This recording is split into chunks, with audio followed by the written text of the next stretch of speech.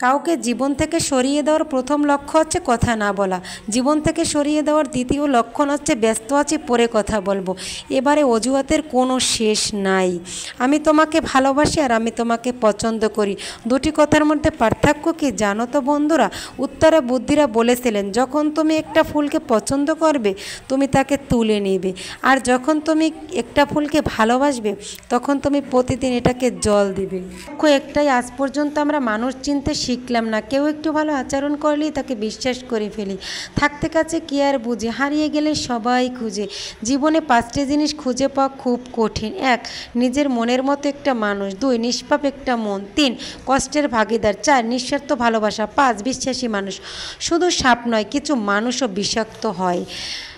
সাপ বিষাক্ত হলেও দূর থেকে চেনা যায়, কিন্তু কিছু মানুষ চেনা খুবই কঠিন। স্বপ্ন পালিয়ে যায় ঘুম ভেঙে গেলে, আর মানুষ পালিয়ে যায় স্বার্থ ফুরিয়ে গেলে। জীবনে হয়তো অনেক কিছু পেয়ে যাবে, কিন্তু হারিয়ে যাওয়ার দিনগুলো কোনোদিনও ফিরে পাবে না। বিশ্বাস আর নিঃশ্বাস দুটোই মূল্যবান জিনিস, একবার হারিয়ে